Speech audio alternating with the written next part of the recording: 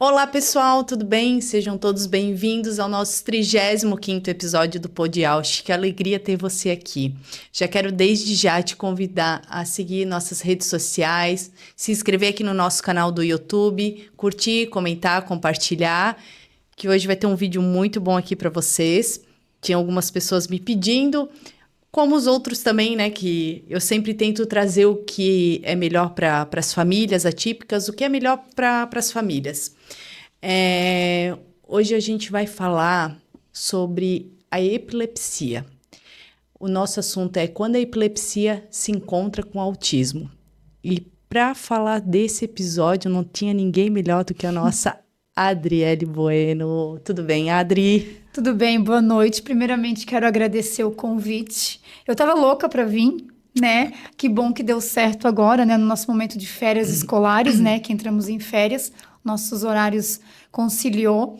Tô muito feliz em estar participando. Sou fã do programa, acompanho o programa. Obrigada. E um dia foi também sonho estar aqui e hoje eu estou aqui. Agradeço. Eu que agradeço você. Adri, eu tinha falado contigo no off para a gente falar sobre um encontro da epilepsia com autismo, mas a gente sabe que a epilepsia são várias camadas, né? E eu queria também que você contasse quem que é a Andriele um pouquinho para a gente também, o pessoal que ainda não te conhece, um pouquinho sobre esse projeto que tu tem aqui em Blumenau. Então, a Adriele tem 40 anos, ela tem epilepsia desde os 9 anos de idade, tem a doença. Passei por diversas fases, né? Fase escolar, fase universitária, adolescência, fase adulta e venho passando por fases, né? Com a doença. Sou professora, sou formada em educação especial, especializada. Educação especial, para mim, é a minha paixão. Não me encontro em outra função a não ser professora. Trabalhei por muito tempo com a minha família como gestão financeira e administrativa. Meu pai tinha uma empresa, um comércio, e era eu que cuidava desse comércio para ele. Mas eu sempre quis fazer pedagogia, eu sempre quis estar dentro da sala de aula. E a educação especial, talvez por eu já passar por situações nas escolas, faculdade, até mesmo na sociedade, né? A inclusão na sociedade, que há 20 anos atrás, 25 anos atrás, era bem menos falado do que hoje. Talvez isso me aflore cada dia mais a estudar sobre a inclusão, sobre as deficiências em si, sobre a epilepsia, e vim trazer, né, um pouquinho do conhecimento e um pouquinho da vivência, porque eu acho que nada melhor de quem passa na pele para poder falar. Claro que os livros ajudam bastante, a experiência dentro de sala de aula ajuda muito, mas quem passa diariamente na família, na área de trabalho, na sociedade principalmente, né, com essa história do preconceito, do medo, né, eu acho que é o ponto forte para você falar e para você poder sim lutar, né, sobre esse assunto. Hoje tem pessoas que nem sabem que tem epilepsia, né, Adri? Exatamente. Eu hoje sou, como eu falei, eu sou formada em educação especial. Quando eu iniciei as minhas aulas, quando eu iniciei a minha profissão, eu tinha alunos dentro da sala de aula com um tipo de epilepsia, que é a crise de ausência, que a gente chama. E assim, nenhum professor sabia lidar com aquilo, porque não é uma coisa tão comum e não é tão fácil de identificar também. Porque, por exemplo, alguns professores, profissionais, ou até mesmo a família em casa, pode pensar, ele é distante, ele é aéreo, né? O meu filho, ele é mais distante, meu filho às vezes fica parado, não responde. Mas até onde é normal, né? Então, temos a crise de ausência, que ela é bem comum também, e não é tão fácil o diagnóstico, tem que ter o olhar para isso, né? Tem que observar. Por isso que eu sempre enfatizo muito quando eu converso com profissionais da educação, quem trabalhou comigo, quem trabalha comigo e quem me conhece sabe, né? Ter esse olhar sensível para os alunos dentro de sala de aula. Porque os alunos passam muito tempo com os professores, sabe? Então, eu sempre defendo essa tese. Os profissionais precisam ter esse olhar sensível para os seus alunos, porque muitas vezes nem o pai e a mãe observam e percebem em casa, né?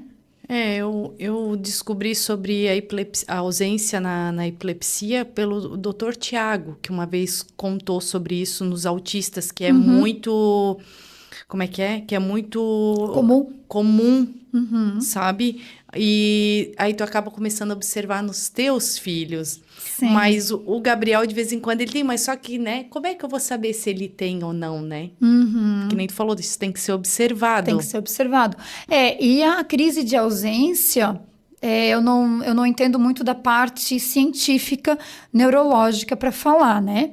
Eu vou comentar o que eu já vivenciei dentro de sala de aula, que é o meu lugar, né? Que eu falo com propriedade. Eu já tive aluno, né, com autismo, né, laudo, já fui prof, né, que a gente chama segunda professora desse aluno, em que ele estava em uma crise de ausência. Como não é uma coisa tão comentada ainda, é comum, mas não é comentada. Não se tem esse conhecimento de fácil acesso nas redes, entende? Eu sabia identificar que ele estava numa crise de ausência, tanto que nesse momento outras professoras que estavam em sala comigo chamavam a criança, e a criança não respondia. Mas não é porque ela não estava prestando atenção, não estava atenta, ela estava numa crise de ausência. Como eu tenho esse conhecimento e esse olhar, né, diferenciado, eu falei, gente, vamos aguardar porque ele está numa crise de ausência. Não adianta ficar gritando, chamando, porque ele não vai responder. É o tempo de retorno da crise, né? Então, foi dessa forma que eu procedi. E realmente, depois eu conversei com a mãe da criança, eu contei sobre o episódio, e ela disse, prof, eu até esqueci de colocar na matrícula. Ele tem um autismo agregado da epilepsia. Então, é bem comum isso. Porém, né, eu até, assim, um conselho que eu dou, assim, para os pais, falem mais sobre a epilepsia quando seu filho tem. Falem mais, porque muitas vezes um detalhe na informação de uma matrícula faz toda a diferença. Já tive casos de estar trabalhando em lugares, em escolas, e terem pessoas, né, adolescentes com epilepsia. E a escola não saber. E assim, por incrível que pareça, eu tenho uma aluna, foi minha aluna no ano passado, que a mãe é grata até hoje, porque, inclusive, ela faz parte do nosso grupo de voluntariado, assim, sabe? Ela tem epilepsia. Eu estava indo embora da escola no final da aula, e o aluno passou mal. E eu socorri esse aluno, esperei até ser chamado o irmão para vir buscá-lo, só que dentro da escola o pessoal não sabia que ela tem epilepsia.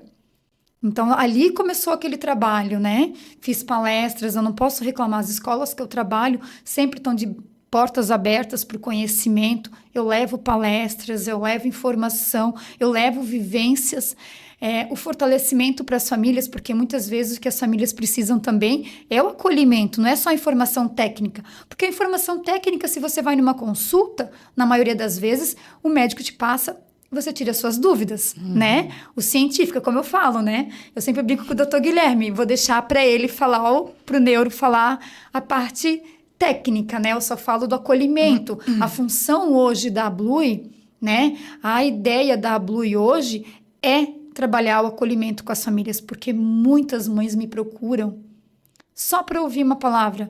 Minha filha vai melhorar? Meu filho vai melhorar? Ele vai conseguir fazer uma faculdade? Ele vai conseguir casar? Minha filha vai conseguir ter um filho que nem você teve? Então, muita gente me pergunta, como se eu soubesse todas as respostas. Eu fico feliz, porque eu passo essa segurança para essas famílias. E eu tento, assim, da maioria... Eu não consigo deixar uma mensagem sem responder. Eu não consigo. Pode ser 10 horas da noite, eu estar deitada, quase dormindo. Se eu vejo um número de WhatsApp diferenciado perguntando algo, eu respondo. Eu não consigo deixar uma mãe sem responder. Não, vou responder amanhã. Porque eu sei que ali tem uma apreensão. E às vezes é só uma palavra que eu escrever de carinho e de acolhimento vai mudar um pouquinho ali a visão, né? E eu vou trazer essa pessoa para perto da nossa associação, para perto da nossa equipe. E é essa a função hoje da Blue, é trazer as pessoas que também se encontram com essa doença, com essa dificuldade, para mostrar também que é possível. dentro de todo o cuidado, né? Porque é muito importante ter esse cuidado com o médico, fazer o tratamento, a medicação, né? Então, eu sempre tento passar dessa forma, mas a principal função hoje da nossa associação da Ablui é ir atrás de projetos, né? Hoje nós temos a nossa carteirinha municipal, que inclusive hoje uma família me pediu. Que legal. Temos a carteirinha, criamos o projeto de lei na Câmara de Vereadores, temos a carteirinha, que ela dá o atendimento prioritário para as pessoas com epilepsia dentro de Blumenau. Até que chegou a demanda, porque muitas pessoas de fora de Blumenau me procuram. Porque a nossa associação ela é a única no estado de Santa Catarina. Então, com tanta demanda de pessoas de Indaial, Ilhota, Florianópolis, Criciúma, virem me pedir a carteirinha e eu precisar dizer, olha, ela é de Blumenau, nós entramos com um projeto de lei na Alesc, a carteirinha do estado já foi aprovada, só estamos esperando os trâmites finais, né? Que é na área das finanças e da saúde, para ver como que vai funcionar para emitir a carteirinha. Mas o projeto já foi aprovado na Câmara dos Deputados, lá na Legislativa, e em breve, eu acredito que até final do ano, a gente já tem a carteirinha para disponibilizar para o pessoal de Santa Catarina. Meu Deus, ai, eu admiro tanto.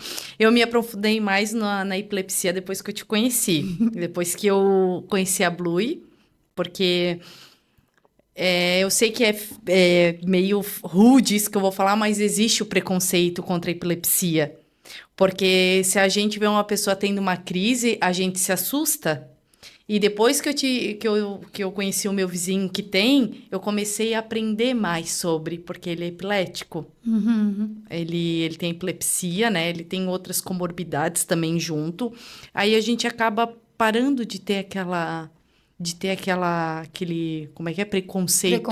Porque a gente sabe que isso é uma doença que vai com a pessoa pelo resto da vida. Sim, e o mais importante, que eu sempre ressalto nas minhas falas, em qualquer lugar que eu estou, é o quê? A epilepsia ela pode surgir a qualquer momento, em qualquer pessoa. É? Sim, qualquer pessoa pode. Eu tenho vários relatos de pessoas, inclusive tem uma pessoa que é de Florianópolis, que entrou em contato comigo, falando, eu sou saudável, eu tenho saúde, agora eu tô com 27 anos, eu comecei a ter convulsão, eu tô com epilepsia. Do nada. Então, pode acontecer. Eu não nasci com a epilepsia. Existem casos genéticos, existem, mas eu não nasci com a epilepsia. Eu comecei a ter convulsões a partir de um tombo na escola. Eu caí com 9 anos e eu comecei a ter convulsões depois disso e nunca mais cessou. Hoje eu faço uso de medicamento. Eu já estive em fases piores da minha vida, com as crises que não eram controladas. Mas hoje eu estou com as minhas crises controladas. Estou há 2 anos com as crises controladas, vai dar 2 anos. Tenho habilitação, mas tem todo o cuidado. Porque as pessoas me perguntam, até eu e o Dr. Guilherme fizemos uma live em maio, que foi sobre o Maio Amarelo, que é do trânsito, né? Porque muitas pessoas vêm perguntar, eu posso dirigir? Eu vou dirigir? Gente, tem que ter muito cuidado, porque a gente está falando de vidas, e não é só a sua, é a do outro, né? Então, dirigir é algo que é bem, como é que eu posso usar a palavra? Bem delicada, entende? Então, passa todo por um processo. Precisa ficar um certo tempo sem ter crises. Tem que ver se vai dirigir moto. Não pode usar, por exemplo, pessoas que dirigem um caminhão que é para o trabalho. Tem todo uma regrinha, digamos assim, para poder, né, ter habilitação. Eu consegui fazer habilitação somente com 30 anos. Sério? Sim. E eu dirijo, mas eu tenho muito cuidado, sabe? Porque no meu caso, eu sei quando eu vou ter a crise. No meu caso, as minhas crises são noturnas. Eu nunca tive uma crise de dia acordada. É só dormindo. E é bem comum também. Então, eu sei quando eu vou ter a crise. Eu sinto, por exemplo, áureas, que a gente chama, né? 1 dia antes, 2 dias antes, eu sinto umas áureas, que é como os sinais. Então, eu já penso, olha, tem que ficar de olho, entende? Então, tem que tomar cuidado com isso, com aquilo. Não, por exemplo, eu não entro no mar sozinha, eu tenho cuidado.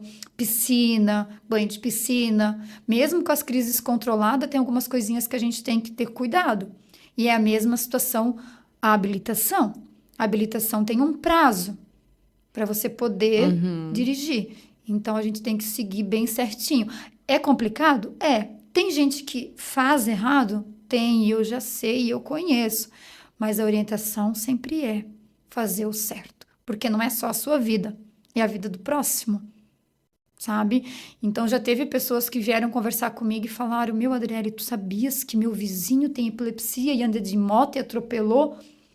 Ou não toma medicação, certo? Não toma medicamento. É igual esse meu vizinho, ele não toma medicação. Pois é. Ele tem desde pequeno e ele não toma. E eu acho que assim, as pessoas dizem, meu, Adri, mas agora tu tá conseguindo viver bem. Não que antes eu não cuidava, eu tinha cuidado também, sempre tive cuidado. Mas tem duas palavras que eu sempre uso também, que eu gosto. E que pra mim deu certo. E que eu levo também para as pessoas que me procuram já adolescente, adulta, né? Porque criança não entende isso. Que é o autocontrole e o autoconhecimento. Né? Então, quando eu era criança, eu não tinha isso, eu não imaginava, eu não tinha noção disso. Mas hoje eu tenho essa noção. Aí você me pergunta, por que o autocontrole e o autoconhecimento? Simples. O autocontrole, tu tem que tentar ter o controle das tuas emoções. Porque a gente sabe que é um sistema, é uma doença neurológica e que as emoções, os sentimentos também contam ali, né? Eu sei por mim, eu vou falar por mim. Se eu tô agitada, se eu levo um susto, se eu não durmo bem, né? O emocional fica abalado. Então, é o autoconhecimento do corpo e o autocontrole. Eu sei até onde o meu corpo pode ir. Claro que a gente não tem como fazer isso com uma criança. A criança não vai saber, né? Mas a partir ali da adolescência, é isso que eu passo sempre para as mães quando me procuram que já tem adolescente, né? Ah, meninas, por exemplo, a questão de quando a menina começa a ficar moça, né? Temos a epilepsia cataminal, que é no período menstrual. Então, assim, por eu me conhecer, eu fui me observando. Eu sei que no meu período menstrual, os meus hormônios ficam mais agitados, é mais fácil eu ter crise. Então, assim, são tudo detalhezinhos que, como eu falei, é o conhecimento, sabe? E é coisa que uma criança, uma menina de 9, 10 anos não vai saber. Eu não sabia com 9, 10 anos. E hoje eu tenho esse conhecimento. Então, tem que ir se conhecendo. E é isso que eu passo para as meninas que me procuram, né? Que tem algumas meninas que têm a doença. A gente vai passando essas informações, vai tentando ajudar. Sabe? Mas... É isso. Ô, Adri, e a porcentagem de crianças com epilepsia e autismo é grande, é alto? Assim, ó, na verdade, a epilepsia, ela não tá só juntamente com o autismo. A epilepsia, ela caminha dentro de mais deficiências. Eu vou dar um exemplo. Eu trabalhei um período na APAE, né? Para mim foi, assim, maravilhoso. Foi uma experiência linda. Eu amei trabalhar na APAE. Aprendi muito. Me ensinaram muito, sabe? Aprendi muito com os meus educandos, a gente chama de educandos na APAE. E lá eu presenciei muitas pessoas, até com mais idade, com convulsões, né? Porém, não era só o autismo, eram outras deficiências também. E foi a primeira vez que eu tive contato com convulsões. Por que que eu te digo isso? Eu fiz um vídeo para detectar o ponto que estava o meu problema, digamos, no cérebro. Eu fiz esse vídeo, né? Eu fui internada e fiz um vídeo. E eu não tive coragem de assistir, porque como você falou antes, é feio, né? Não é uma coisa tão agradável para você ver uma pessoa tendo convulsão. Eu nunca tive coragem de ver. E lá eu tive essa experiência. Eu passava o dia assim, né? Diariamente, uma vez ou outra, os alunos tinham convulsões, então eu vivenciava muito isso me deu muita força, sabe? E nisso tava outras deficiências e o autismo também. Então lá eu via muitas pessoas com autismo e com epilepsia. A epilepsia, ela caminha dentro dessas deficiências, de DI, né? Deficiência intelectual, por exemplo, de microcefalia, sabe? Microcefalia eu sabia bastante. O autismo, o autismo que eu mais sabia era com ausência. Qual crise de ausência? Sim, não, mas tem também com as convulsões, né? Ah, Tem tem. também. A que eu mais sabia é com a crise de ausência, que foi o que mais me deixou assim, que, né, que eu li assim, que os autistas têm mais com crise de ausência. E querendo ou não, se não tiver esse feeling, é difícil de identificar. E outra coisa que é bem importante a gente ressaltar é o quê? É que, e é triste isso que eu vou falar, tá? Os nossos profissionais não estão preparados para isso. Isso que é o pior. O médico vai saber, né? Se ele presenciar. Mas e os outros profissionais que fazem parte da vida da criança, do adolescente, vão saber? É essa a importância. Eu já fui em formações escolares em que eles não sabiam o que era epilepsia, de educação especial. Meu Deus. Então, assim, ó, hoje eu falo com. É triste dizer isso, mas eu falo com propriedade. Tá faltando informação, gente? Muita. Tá faltando informação? Muita. Né? Só que eu sozinha não consigo fazer isso. Entende? Tem que ter esse espaço para poder falar. Temos o projeto do Março Roxo, que já temos há 10 anos, que eu iniciei lá em 2015 com a Priscila, né, que você sabe, né? Todo mundo sabe, eu acho. Então, a gente já fazia esse trabalho, né? A situação de eu ir para dentro da sala de aula também me ajuda nisso. Onde eu tô, eu falo sobre, eu explico para os meus alunos. Hoje eu trabalho com uma faixa etária de crianças de 7 anos, do primeiro aninho, e vou até o 9º ano. Então, eu tenho crianças pequenas e tenho adolescentes. E eu levo a informação para eles, eu explico, eu ensino dentro da sala de aula. Eu converso com eles, porque é visível. E a gente tem alunos com autismo, sim. Muitos dentro da sala de aula. E nem todos com diagnóstico, tá? E é esse olhar que a gente precisa ter.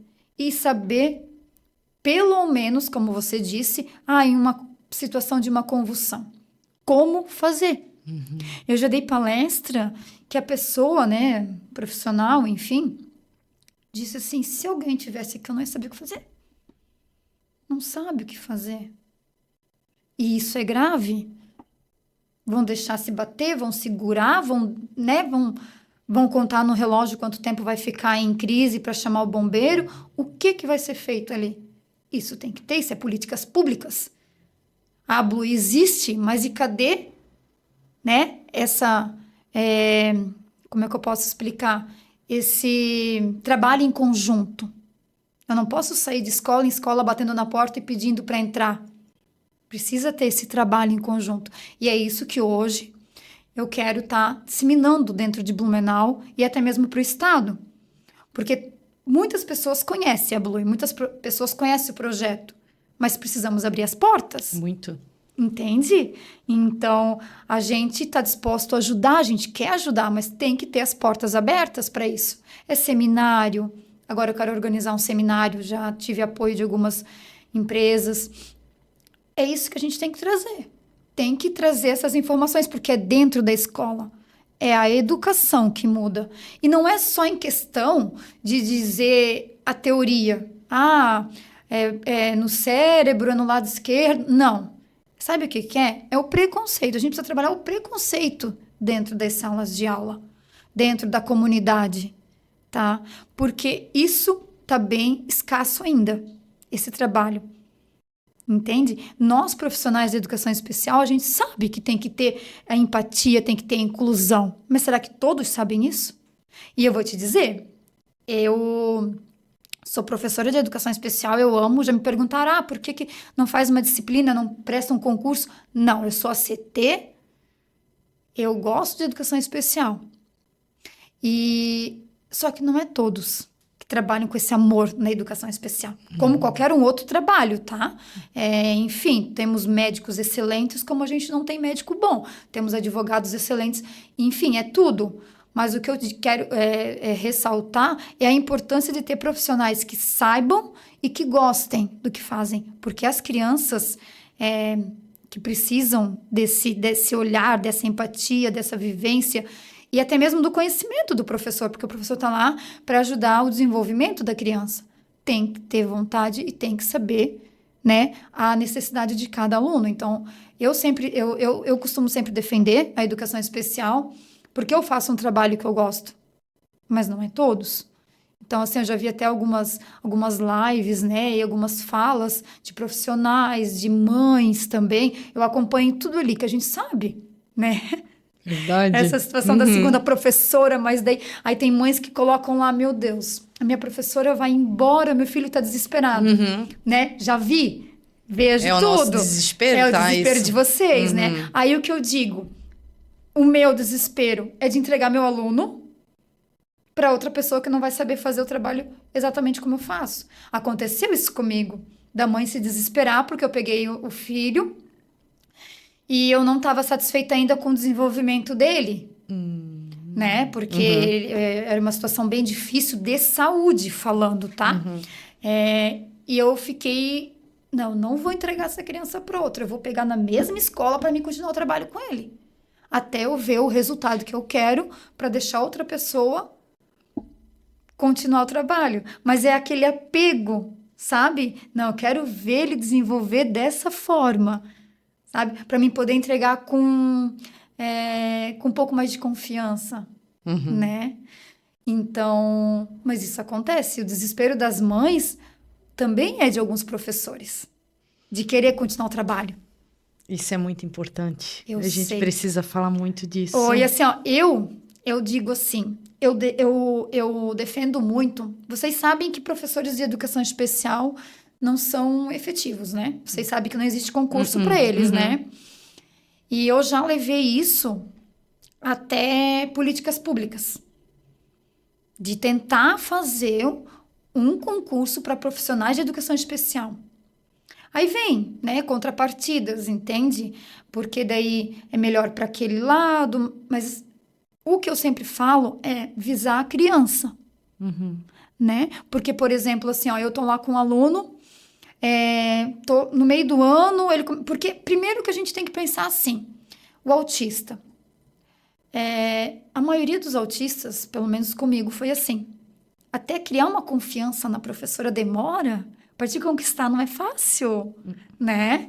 Então, assim, o meu primeiro aluno demorou um pouquinho para me conquistar a confiança dele. Hoje ele me ama, ele quer ir para minha casa, ele quer dormir na minha casa, né? Já entreguei ele para outra prof, mas o vínculo continua porque eles se apegam. Isso é uma essência deles. Então, eles demoram para pegar, mas depois que ele apega, ele não quer largar, né? Então, mas, infelizmente, tem essa contrapartida de ser ACT, de tem que pegar outro aluno. E não é só o se apegar que a gente fala, é o pedagógico. Porque, por exemplo, a gente começa um trabalho, inicia um trabalho, e com a criança, no caso do autista, é um trabalho de formiguinha, muitas vezes. E que você sabe melhor do que ninguém também como mãe. E não é sempre que o resultado dá de um mês para o outro. Ou de 2 meses pro Já outro. vai fazer 9 anos que eu tô esperando um resultado. Ai, meu Deus. Sério? É porque o Gabriel tem um nível severo, né? Nível 3, não verbal. Ele não sabe escrever o nome dele, ele só sabe fazer desenho. É toda hora uma prof, é toda hora uma prof, é toda hora trocando, porque ele é agressivo, né? Ele bate. Daí é bem complicado. Agora tem uma lá, a Patrícia tá com ele, tá lá firme e forte com ele. Vamos ver até quando. Mas é muito complicado, é muito difícil.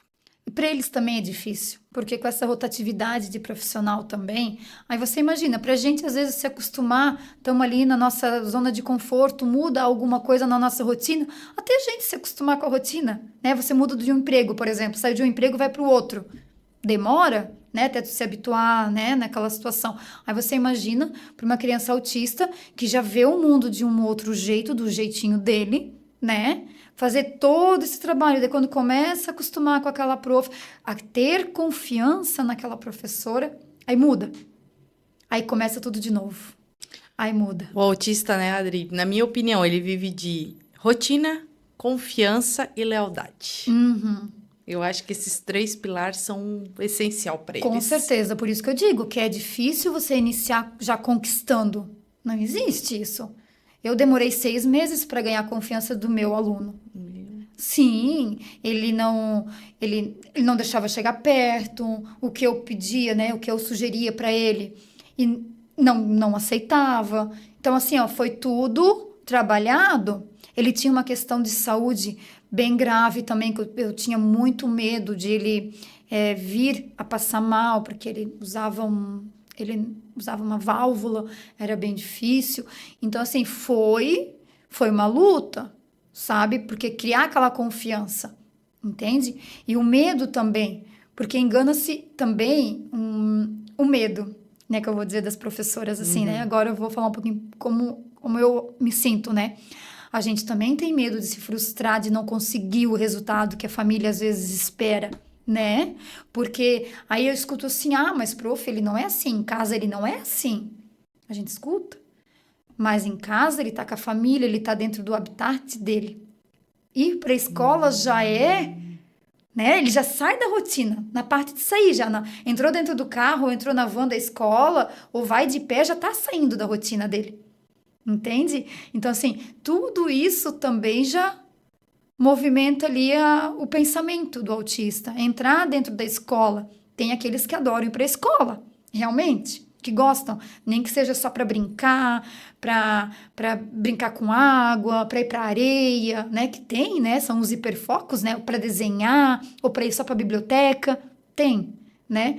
Mas tem aqueles também que não gostam. A Paty, Não ela se fez sente. uma mini sala dentro da sala para ele. Nossa, que legal! Ela botou um quadro para ele, daí ele tem os canetões igual da professora, tem um armário com os livros igual a professora tem um penal igual a professora tem uma mesa igual a professora tem. Sério? Sim, ela teve que fazer uma mini sala dentro da sala pro Gabriel. E deu certo? Super certo. Olha Mas que tem legal. dia que ele desregula. Aí ele quer ir no quadro que a professora tá dando aula, daí se ela falar que não, ele bate. Só que assim, ó, ele não é aquele bate...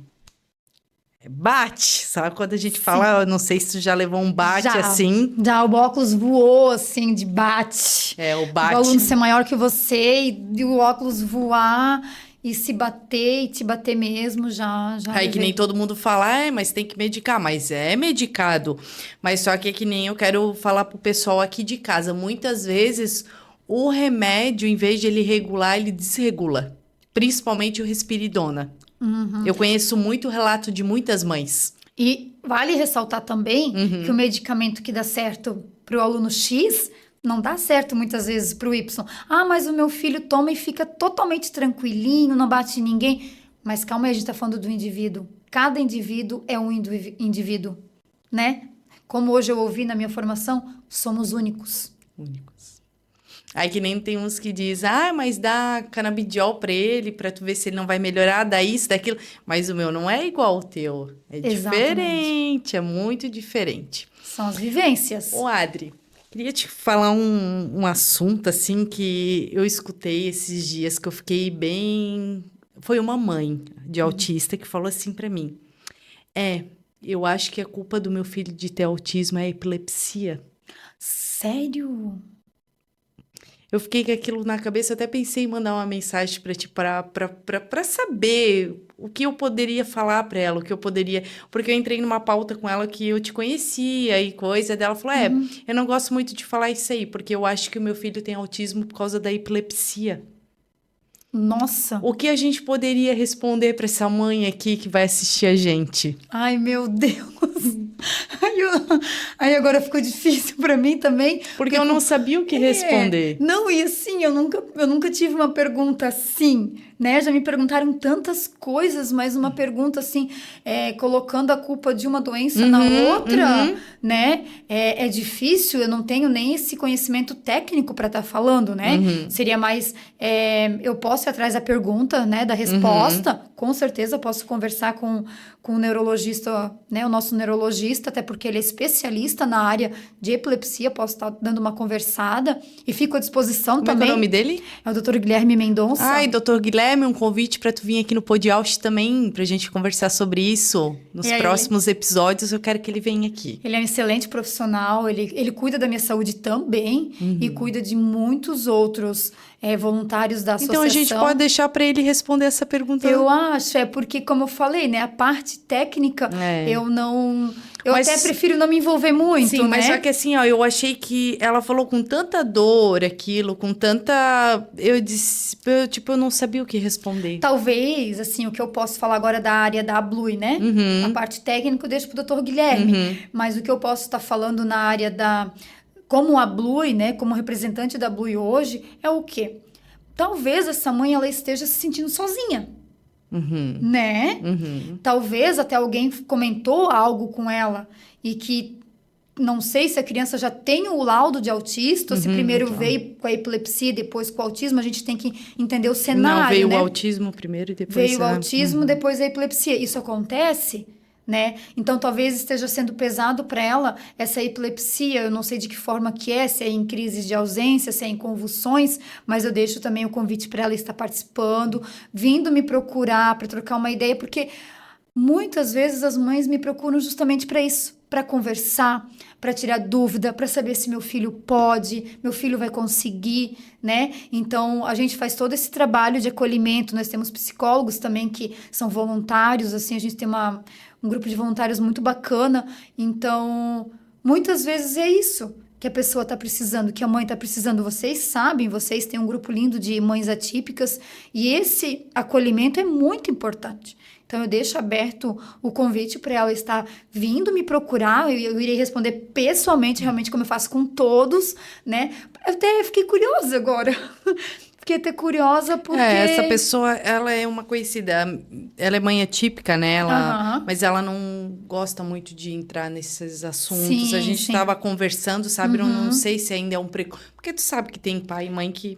tem um preconceito, né? Com certeza. O que a gente... E assim, o que a gente mais tem, né? Eu falo agora como profissional de educação especial, são famílias que não aceitam o laudo. Eu sempre digo aqui, famílias não se escondam atrás de um laudo. Exatamente. Sabe por quê? Eu vou dizer uma única coisa, e que isso eu falo como professora. Só quem sai prejudicado nisso é o filho. Ninguém mais. O filho sofre. Por quê? Porque se não tem essa aceitação da família, que é onde teria que ter, dentro de casa, como que a gente vai incluir essa criança na sociedade? Se a própria família não aceita dentro de casa, né? Não quer falar. Gente, isso não tem... Eu sei que é difícil, eu não consigo nem imaginar, tá? Porque eu fico nas aulas... Já é difícil pra gente. Agora, pensa você ter em casa, que dorme com você, que acorda com você, né? Que depende de você, da sua rotina. Deve ser muito difícil. Muito difícil. Eu acompanho meio que por alto a vida da Pri com a Camille. Conheci a Camille bebê, sabe? Então, assim, eu vejo hoje em dia, eu acompanho o trabalho dela agora com a Camille indo pra escola, querendo ficar autonomia, sozinha. Né? Autonomia, tá crescendo. E que lindo, e que bom, e que trabalho lindo. As mães precisam pegar como exemplo, sabe? Tentar. Mas é julgada ainda. É julgada. Eu vejo, eu sei, ela já me falou, a gente conversa bastante, eu e a Priscila. Então, assim, e ainda dizem que não tá legal, não tá certo. Mas a gente precisa tentar criar essa autonomia. A gente sabe que existem casos extremos, né? A gente também não pode fechar os olhos. Existem casos difíceis, que não é possível. Eu conheço, eu já tive alunos, mas aqueles casos que têm condições sim, por que não? Então, a família precisa aceitar isso dentro de casa. Precisa vir esse coração da família, esse acolhimento, né? Para colocar o filho na sociedade e dizer, não, meu filho tem autismo, é possível, ele é capaz, ele tem direito, né? Claro, depois com laudo, passando toda pela investigação, né? Eu digo assim, superante agora a educação. Ele tem direito a um profissional que ajude ele, que oriente ele, que faça o acompanhamento pedagógico com ele, né? Então, é um direito. E é um direito da criança também, que a gente não pode burlar, né? É um direito da criança. E só vai fazer bem pra criança, mal não faz. Demais. E eu vou dizer uma coisa pra você, tá? Assim, eu tô dentro da sala de aula e é muito engraçado. É lindo de ver as crianças, tá? É lindo, porque eu tenho dentro da minha turma com laudo, 4 crianças autistas dentro da minha turma. Claro que a gente ajuda todos, né? Porque a maioria tem dificuldade, não são todos, né? Então, eu não sou aquela prof que diz assim, não, esse é meu aluno, eu vou ficar do ladinho dele, só dele, só dele. Não. Se outra criança precisa de ajuda, outro adolescente, eu tô do lado, eu ajudo, eu auxilio. E é muito lindo de ver as crianças, né? Principalmente as crianças, mas os adolescentes também são legais, assim. O acolhimento que eles têm com o colega. Para eles, dentro da sala de aula, não existe ele é autista. Ele é meu amigo. Pelo menos onde eu trabalho, né? Comigo. Eles não têm esse olhar assim, vamos deixar ele lá porque ele é autista. Não. É igual na sala do Gabriel. Eles puxam, eles querem cuidar, sabe? Os grandes, adolescentes, tem um autista também adolescente. Não estão nem aí. Ah, porque ele é autista. Não, é meu amigo. Vem fazer trabalho comigo, é meu amigo, consegue. E muitas vezes, é até engraçado, eu tenho autistas que são muito inteligentes, assim, né? E eu até brinco, assim, eu falo, quem é que vai querer fazer trabalho com fulaninho hoje? Porque é só nota boa, né? E eles até assim, não, fulano vem pro meu grupo, sabe? Aquela coisa, assim, de acolhimento, de que não, né? Eles não rebaixam um autista, sabe? Isso é lindo de ver. Então, eu acho que o problema maior tá na sociedade. E como? Tá na sociedade. Porque dentro da sala de aula, e o trabalho que os professores também fazem da sala de aula, né? De falar, né, que todos são iguais com as suas habilidades. Que não é porque o fulano não é bom no desenho que o outro não seja bom na matemática ou bom no português. Então, assim, é isso a gente já trabalha dentro de sala, né? O profissional ali da educação, ele já está com essa visão para estar fazendo incluindo esse aluno, né? Então, é mais a sociedade mesmo. A gente chegamos quase no final. Eu quero que tu fale um pouquinho sobre o remédio da epilepsia, porque eu estava acompanhando ali que a Pri estava postando algumas coisas, e vamos falar um pouquinho rapidinho sobre as nossas políticas públicas, que a gente, né, desse meio você da epilepsia ou do autismo, vamos falar rapidinho aqui um pouquinho das políticas públicas também. Mas eu queria saber sobre o remédio. Está em falta ainda, Adri? Como que tá isso? Então, essa situação do Frisium é complicada, né?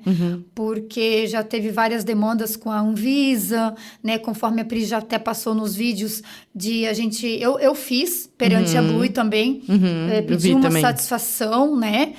Mandei o e-mail, né? E como a Pri disse, realmente é sempre aqueles e-mails automáticos, né? Mandei em nome da instituição, representando Blumenau, Santa Catarina, mas a resposta que eu tive foi exatamente o mesmo e-mail que a Priscila recebeu como advogada. Parece que é um copia e cola, realmente é um automático, né? Eu até mandei para ela, falei, Pri, mandamos aqui pela Blue também, e foi essa resposta que a gente teve.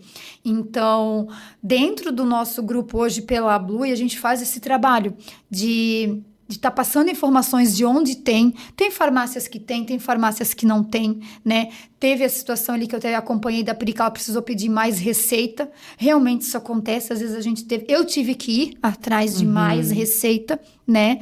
Recebi de doação de uma mãe dentro do nosso grupo, porque ela comprou para a filha dela, comprou já em estoque, acabou não dando certo para a menina, ela me doou. A gente faz esse trabalho de doação de remédio dentro da associação também, né? Então, a gente repassa, mas é complicado, porque os órgãos públicos, as respostas deles parecem ser sempre a mesma, né? E quando chega o prazo, eles colocam uma outra resposta, um outro obstáculo, conforme ali a gente viu com os vídeos da Priscila também. Então, assim, é complicado, tá? Eu vou te dizer que é complicado. Então, o Frisium para nós, na verdade, assim, a minha equipe, né, os meus voluntários, foi mais em virtude do Frisium, né? Porque é um remédio muito bom. O Frisium, ele é um medicamento muito bom. Para mim, foi, assim, sensacional. Depois que eu comecei a tomar o Frisium. Para mim, ele fez um efeito, assim, gigantesco. Mudou a minha qualidade de vida. Porque eu tenho, além das convulsões que eu tenho a crise focal, que a gente chama. que ela é paralisação de um lado do corpo. Eu perco o movimento da perna direita, eu não consigo andar. É um, é uma crise focal que a gente chama assim, uma pré-crise, assim, não chega a desmaiar, nada, mas faz muito tempo que eu não tenho ela em virtude do frísio. Porque eu tomo frísio, então ele digamos que é que nem você tirar com a mão, assim, quando eu vejo que eu não tô tão legal, eu vou lá, eu tomo frísio, eu não tomo ele periódico, contínuo. Eu tomo Depakine contínuo e o frísio eu não tomo ele contínuo. Porém, vamos dar um exemplo. Eu tô numa semana agitada, tá difícil para dormir, né? Algo assim. Ou, por exemplo, eu percebo que a minha perna, que eu digo que a minha perna fica ruim, né? Que é um termo que eu uso desde criança para minha mãe, né? Então, eu já vou lá e tomo frísio. Né? Às vezes eu tô em casa, não tô me sentindo tão bem, deu aquela tontura, aquele negócio na perna. Aí meu esposo já disse, toma um frísio, tu já vai ficar... E é que nem tirar com a mão. Então é um remédio que se hoje fizesse falta para mim também, mexeria total com a minha qualidade de vida, né? Então é bem complicado. É uma causa assim que já foi até conversado, como vocês sabem, eu sou embaixadora de Santa Catarina pela ABE também, né? Eles mandaram e-mails também e foram atrás, como Associação Brasileira. O retorno foi da mesma situação de que vai vir, que teve a troca de farmácia, mas é algo que, infelizmente, nós não podemos esperar. A gente precisa do remédio. Não dá para esperar a outra farmácia se habituar, conseguir fazer o planejamento, conseguir mandar o estoque. Não dá. É complicado, É né? complicado. A gente depende desse remédio.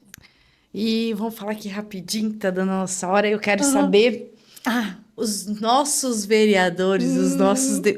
Fala um pouquinho que tu tá sempre ali, junto ali com eles. Eu quero saber como é que tá lá dentro. Ai, meu Deus, que situação. Então, assim, ó. O que acontece? A gente hoje tem a utilidade pública de Blumenau, né? Foi conseguido na Câmara de Vereadores. Eu costumo dizer assim, não me prometa, porque eu bato no gabinete. Eu falei pra você antes. Eu sou cara de pau. Eu bato. Porque se me prometeu, eu vou até conseguir, né? Agora estou aguardando a nossa sede, porque também houve promessas. E eu já falei, eu não vou esquecer da sede, não. Né? Então, eu tenho um relacionamento muito bom dentro da Câmara de Vereadores, né? Eu não posso reclamar. Eu sou sempre muito bem recebida por todos os gabinetes. Não existe assim um gabinete que não me receba. Sempre agora vamos ter a feijoada. Fui muito bem recebida, tive apoio, né? Então, não tenho preferências. Eu acho que sempre quem tá ajudando tá agregando. Quero deixar uma coisa também muito bem clara, que é sobre partidos.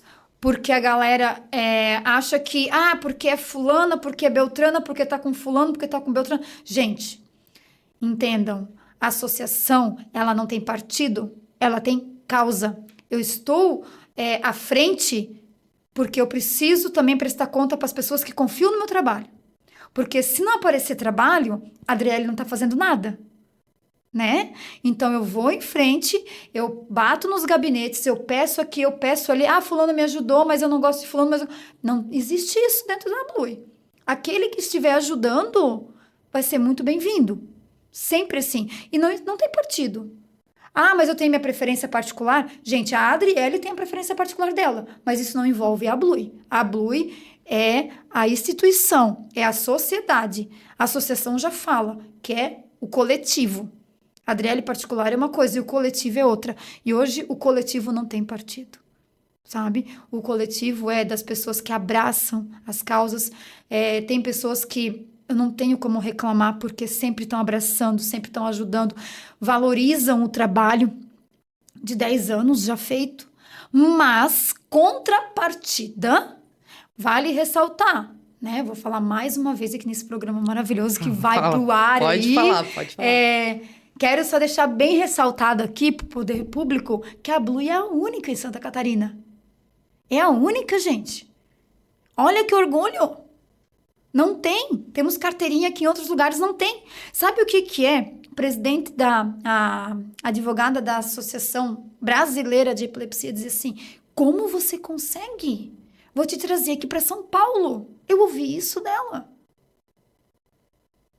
Sabe? Então, assim... Pode parecer não ser nada, mas é. Então, eu acho que precisa ter um pouquinho mais de olhar para a associação como instituição blumenauense. Olha que orgulho. Blumenau, só para lembrar, se alguém já esqueceu, Blumenau foi a primeira cidade brasileira a ter o Março Roxo. Verdade. Nós temos a lei de 2015. Foi a primeira cidade brasileira. Ela é exemplo. Muitas pessoas já vieram me procurar para copiar a associação. Só que como é que eu vou ensinar, por exemplo, vieram me procurar de Florianópolis, que eu quero abrir uma associação aqui em Florianópolis. Já vieram? Mas como que eu vou ajudar a abrir uma associação lá em Florianópolis se eu tô precisando de ajuda aqui em Blumenau? Sim, eu levei essa demanda, tadinho, pro nosso advogado, que eu tenho um advogado muito querido, voluntário também. Que bom. E eu falei para ele, doutor, o que você acha de nós levar para Santa Catarina, para Florianópolis, abrir uma lá, que estão me pedindo? Aí ele olhou e disse, Adri, nós temos que cuidar bem aqui, fazer ela ficar bem grande aqui, o pessoal precisa ver aqui. Depois a gente vai expandindo, né? Então, assim, é o que eu digo, não esqueçam que é a única em Santa Catarina. Não esqueçam que foi a primeira no Brasil a ter no calendário o dia 26 sendo o dia da conscientização. Ela já funcionava, essa data já funcionava eu fora lembro. do Brasil, lá no Canadá, né? Que iniciou. Mas no Brasil é a primeira. Então, eu acho que está precisando um pouquinho desse olhar sensível para esse destaque. Não querem fazer Blumenau aparecer em tantos lugares, né? Com projetos, né? Com políticas públicas. Por que não? Também usar a Blue para isso. Nós estamos aí trabalhando, né? E assim, a gente sabe, é voluntário. A gente não recebe nada para isso. Ah, mas faz porque quer. Sim, realmente. Eu faço porque eu quero, porque eu gosto. Entende? Mas eu faço também porque eu já passei muita dificuldade. É muito fácil hoje eu dizer, não, eu tô com a minha vida ok, casei, tive filho, sou formada, tenho meu trabalho, tudo certinho. Tô bem de saúde, o resto que se vire. Não, tem muitas pessoas. Hoje, mesmo que eu quisesse sair, digamos, eu cansei, não dá. Tem muita gente, a gente recebe muita coisa. É muita coisa. E tem pessoas que confiam na tua palavra, sabe? É aquela confiança que eles têm. E como eu falei, hoje a associação é o acolhimento, é fazer esse trabalho que é onde deveria de ter também dentro do poder público, né? Vamos levar para os postos de saúde que precisa, entende? Então...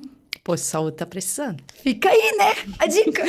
Adri, nós chegamos ao final. Quero te agradecer, eu amei esse nosso bate-papo.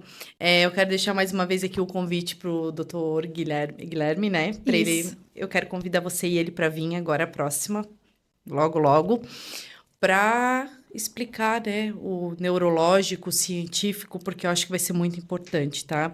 Agora eu vou deixar essa câmera aqui para te passar um recado pro pessoal, mandar as redes sociais, telefone, quem quiser falar contigo. Só não vou ligar para ela de madrugada. Então, eu queria convidar todos a conhecer o meu trabalho, né? Todas as informações nós temos lá na @ablui_Blumenau, né? Lá tem todas as informações, tem desde quando iniciou. Lá está disponível também o meu telefone para se precisar tirar uma dúvida. Eu tenho um caso de epilepsia na família, gostaria de participar. Gente, toda ajuda é bem-vinda, né? Se só quer conversar, tudo bem, mas se quer ser voluntário, a gente está aí de portas abertas. Quero também aqui deixar o meu agradecimento imenso aos voluntários que estão sempre com a gente, dando apoio, porque eu sempre estou à frente, né? Porque eles têm um pouquinho mais de receio, não gostam muito das câmeras. Realmente sou eu que apareço, mas por trás de mim tem uma Blue que existe, tem uma engrenagem que funciona muito bem. Eu não seria sozinha a Blue. Então, eu quero também deixar o agradecimento para os meus voluntários e agradecer também os apoiadores, né, que hoje ajudam. Vamos ter agora, quero até fazer um convite, se puder, né? Fazer um convite da nossa primeira feijoada da Blue, que vai ser no dia 9 de agosto, na Associação São Bernardo. Nós teremos música ao vivo, teremos a área Kids, teremos também bazar, vai ter bastante coisa legal. Vai ter bastante coisa legal. E o que mais? Pode pegar marmita, ou pode comprar na hora, ou pode vir procurar pelo WhatsApp o ticketzinho, né, da feijoada. Então, e quero deixar aqui o Instagram aberto para qualquer questão de colaboração, de voluntariado, até mesmo de apoio, né? As empresas que quiserem apoiar a Blue, que se sentirem confortáveis, toda ajuda é bem-vinda. Hoje nós temos algumas pessoas que já nos ajudam, né? Ah, mas eu não vou dar em dinheiro.